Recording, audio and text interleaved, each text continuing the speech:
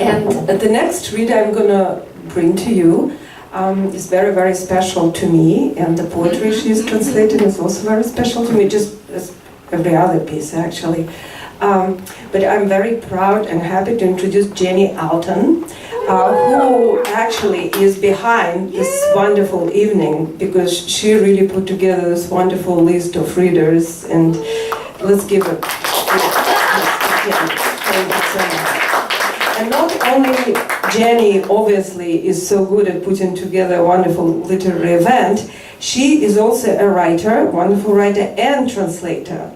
So she is going to read some of the Ukrainian poetry written in Russian language from the eastern Ukraine.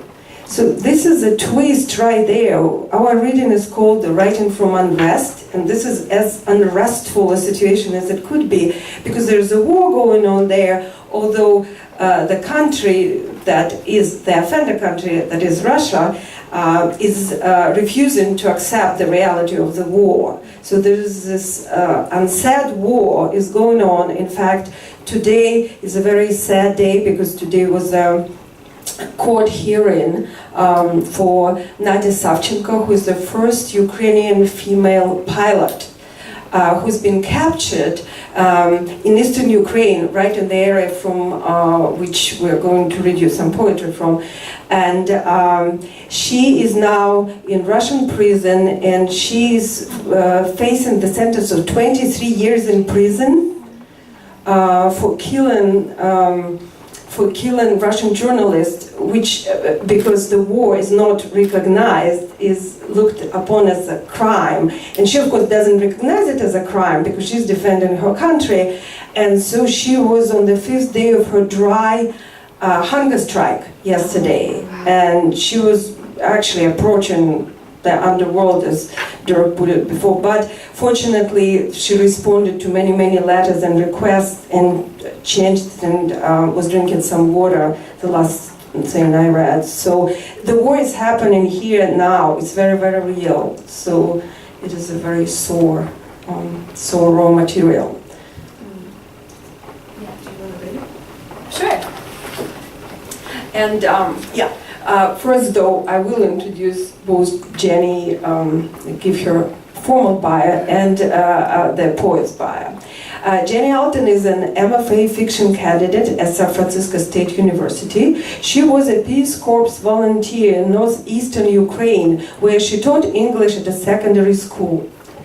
Though she had studied Russian during her Peace Corps training, she soon realized that the language spoken in Sumy, the city where she lived and worked for 2 years, was an unpredictable mix of Russian and Ukrainian, known as Surzhyk. Her friends and colleagues switched easily between the three languages depending on their surroundings and the context of their communication.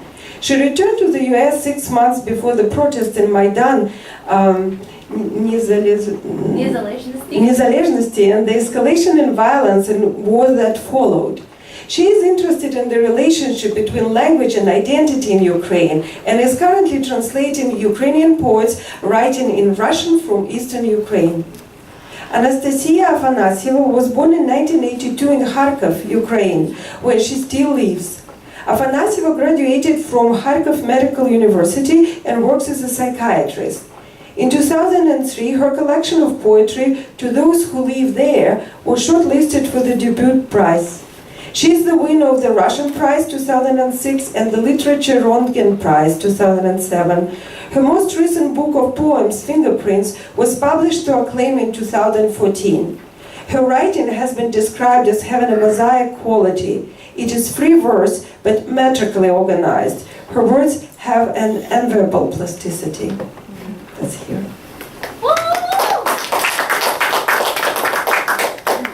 So, Zarina is going to help me by actually giving beautiful sound to the Russian version, because though I can speak Russian to a certain extent, I certainly can't read it as beautifully as Zarina could. So if you would please begin. Возможна ли поэзия после Ясиноватой, Горловки, Саур-могилы, Новоазовска, после красного луча Донецка, Луганска, после разделения людей на отдыхающих и гибнущих, голодающих и гуляющих, после того, как поэзия давно стала, как сказал один поэт, просто аутистическим бормотанием, шевелением губами в темноте, я бы сказала, в полудреме, возможно ли поэзия в момент, когда история проснулась, когда от ее шагов сотрясается каждое сердце? Невозможно говорить о чем-либо другом, но и говорить невозможно. Пока я пишу это, совсем недалеко любые возможности отменяются.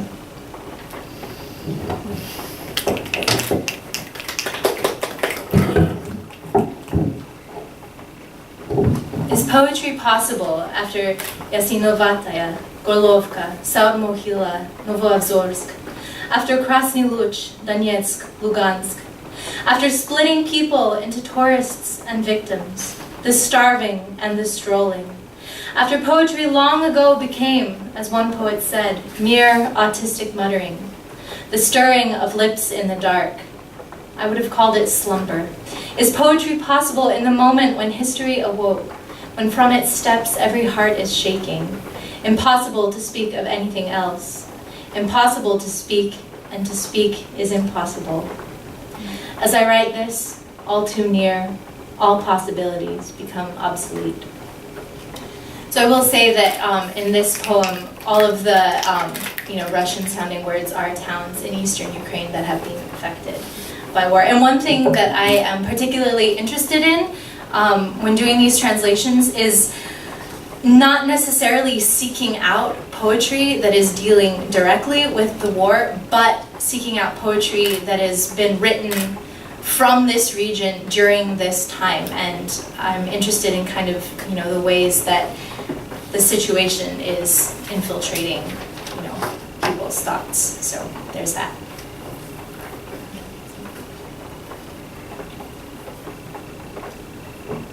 Вот мой дом. Тут был мост. Больше нет. Вот мой дом. Тут мой двор. Он здесь есть. Где был мост, есть река, нет моста. Здесь был путь, а теперь здесь черта. Мы живем на черте. У черта живем в животе.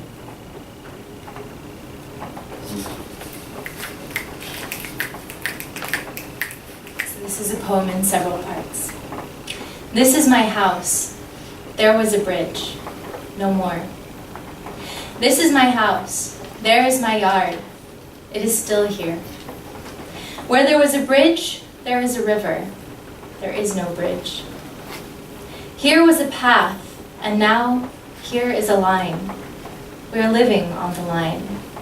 We are living in the bowels of hell.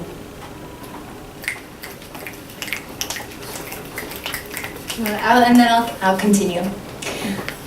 2. I arrived. Barely. I took everyone out.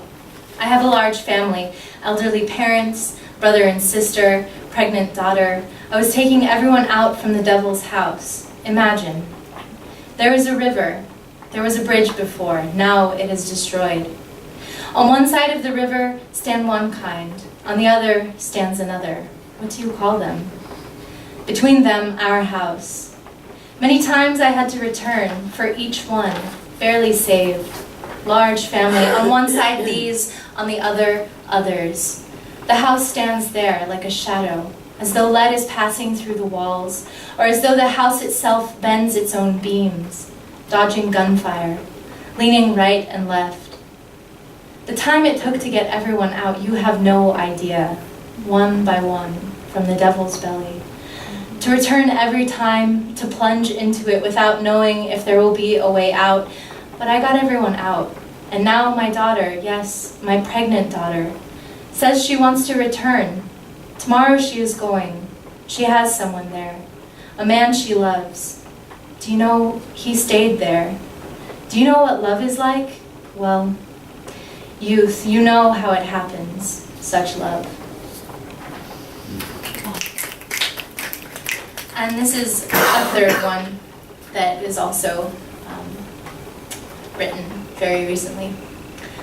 Well, how do you live under the watchful eye of history? Do you worry, agonize, feel guilty? What is left to you when in our small watershed, all paper boats at once as if gathered float like stones? Who are you on the ship, a sailor or a mechanic? Who are you when the deck is bursting at the seams? What do you have in your pocket, a hole or maybe a cookie? Who are you at all? Who are we to each other? Look here, answer us already. Do you see in front of the tower falling like 9 pins? Or opposite, do you see the rising tide? No, do not be silent. Who are you? Who are you? In our fleet, our former flotilla, at once gathered at the bottom, all at once gathered at the bottom. Each boat is lifted by the great tide, swings, shifts, throws up on themselves, and whoever you seem to be before, whether beautiful book, yellow newspaper, glossy magazine, the story of all were equalized in the storm. Everyone was simply by themselves. How do you swim in this weather when every detail merges with historical time, amplifies it 100-fold, when each ship suddenly transforms into a steam-powered engine, the capacity thousands of kilowatts? Thank you.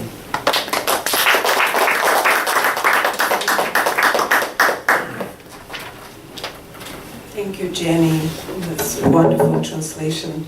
And I forgot to tell that I dressed in the colors of Ukrainian flag. And it's not because I'm fond of flags, I'm not, but I feel like the colors do carry some additional meaning, just as the gaps do. So that's as an illustration to Jenny's poems in the color.